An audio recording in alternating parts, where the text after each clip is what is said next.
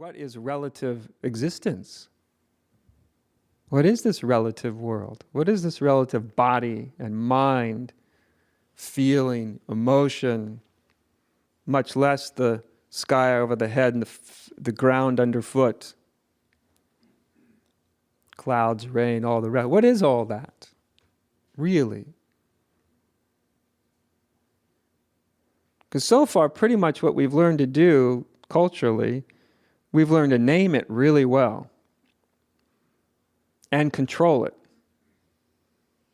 And now we're realizing that our efforts to name and control have also begun to destroy it.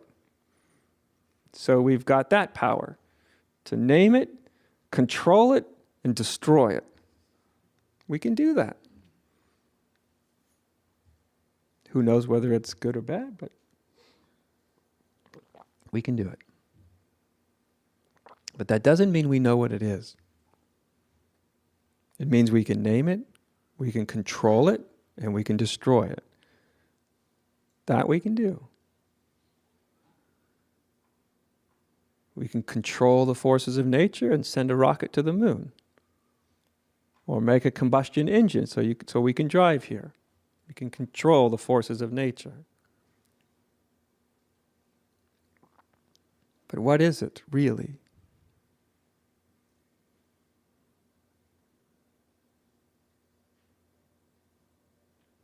So this other side of life, of a human experience, what's called our relative life, if we don't have a deep realization of what our life is, then we're going to end up either being completely enmeshed in life, in which we're just confused, or we'll have some amount of spiritual realization. We'll realize we're emptiness or consciousness or spirit, call it what you will, but that will stand as opposed to this relative life that we still are all living in, right? We're all still bumping around in this thing called life. What is that? To call it life doesn't tell us anything, except that we came up with a nice label for it.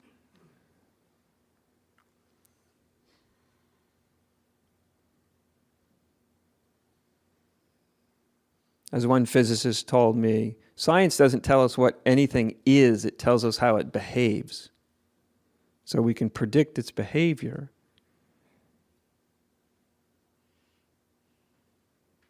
What it is, ultimately, really, most fundamentally, it's a different question.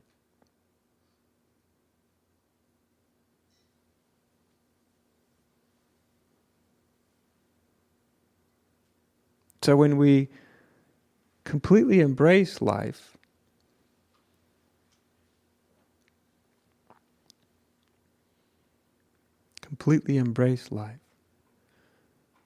if we push through, not just into, but through our own nothingness,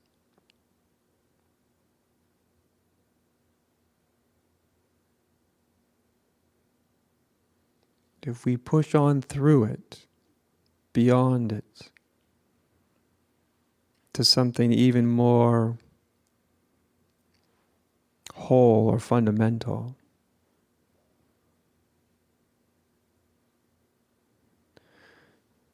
then we realize that this, what we call the objective world, is identical with spirit.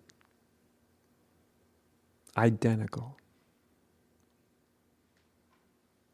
In other words, that's what it fundamentally is.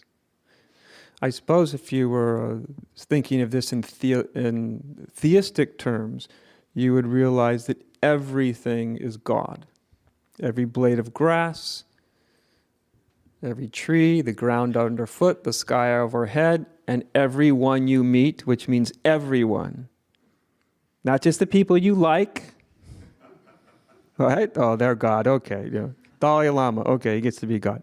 Even though he doesn't talk about God, he gets to be God. And the Pope, okay, we'll let him. Okay, but the next door neighbor that upsets me, no, that guy's not God at all. I'm very sure of that,